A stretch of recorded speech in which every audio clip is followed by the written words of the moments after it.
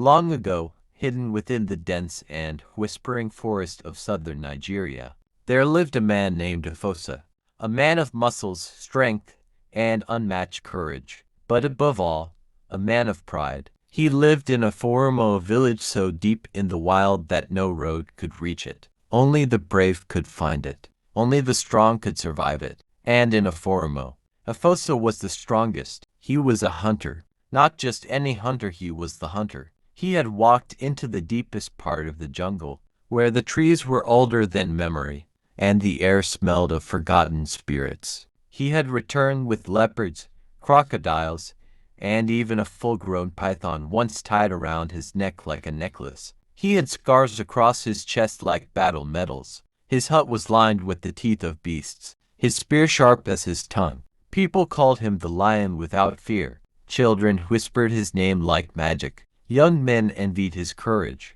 Women admired his power. And Efosa, he admired himself more than anyone ever could.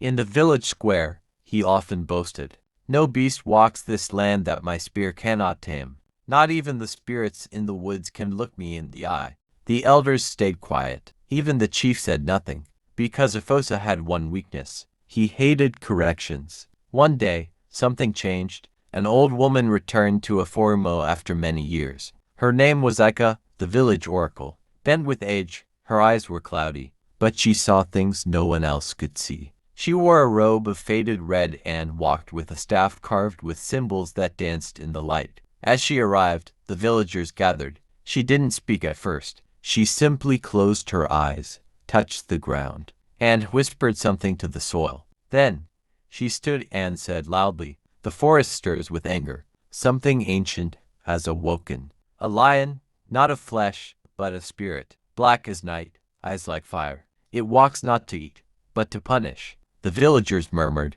Fear began to rise like smoke. But Efosa, he laughed. "Let it come. There is only one lion here, and I stand on 2 feet." People turned to Ika, expecting her to argue, but she only stared at Efosa with deep sadness. Then she whispered, "Be careful, Efosa. Some things don't roar until they strike." She turned and vanished into the forest's edge. That very evening, Efosa gathered his weapons, 2 spears, his bow and poisoned arrows, and his dagger carved from an elephant tusk. He walked past the river, past the place the hunters called the forest's mouth. He entered the dark, with only pride to guide him.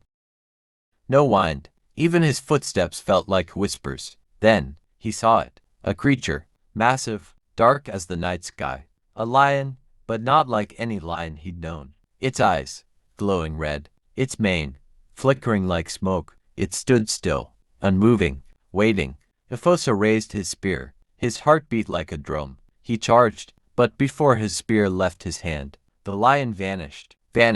Then, from behind, claws ripped through his back. He screamed, fell, crawled. He did not remember how he got back to Aforumo. He only remembered pain and the silence. The villagers gasped when they saw him, bleeding, bent, shaking. His pride had carried him into the mouth of the forest, and he had come back wounded not just in body, but in soul. He said no words, only looked at Ika as she whispered, "Now you have seen what pride hides." Days passed, then weeks. Efosa did not hunt. He barely walked. He refused help from anyone, not even his wife, Amaka. People stopped visiting him. Children pointed from afar. They called him the wounded lion. His muscles weakened, his eyes dimmed, but his pride, still heavy. Then came Osahan, a boy, just 12, small, soft-voiced, curious. He came to Efosa's hut one morning and knocked gently. "Please, sir," he said, "teach me how to hunt.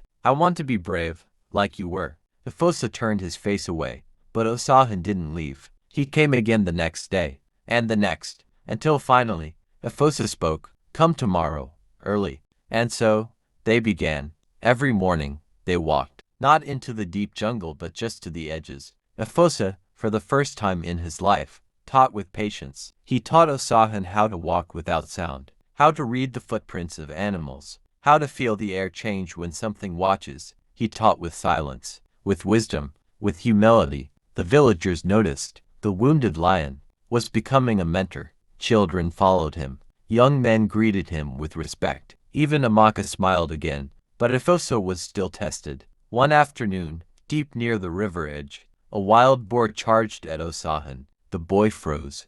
Without thinking, Efosa threw his staff, hitting the boar, then stepped in front of Osahan, arms wide, ready to face death again. The boar stopped, snorted, and ran. That evening, Osahan ran into the village shouting, "Efosa saved me." He stood between me and the beat. The village gathered. People wept. People clapped. Even the chief called Efosa before the elders. The chief spoke, "Efosa, you hunted beasts, but now, you've hunted your own pride. You return to us not as the lion, but as a leader." Efosa knelt in front of the whole village. He said, "I was once blind with strength, but now, I see that true strength is quiet. It teaches, it protects, it forgives." From that day, no one called him Wounded Lion. They called him Mokin Yenme, the Wise One. Years passed. When Efosa passed on, the village built a statue, not of a man holding a spear, but of a man kneeling beside a child, hand on the boy's shoulder,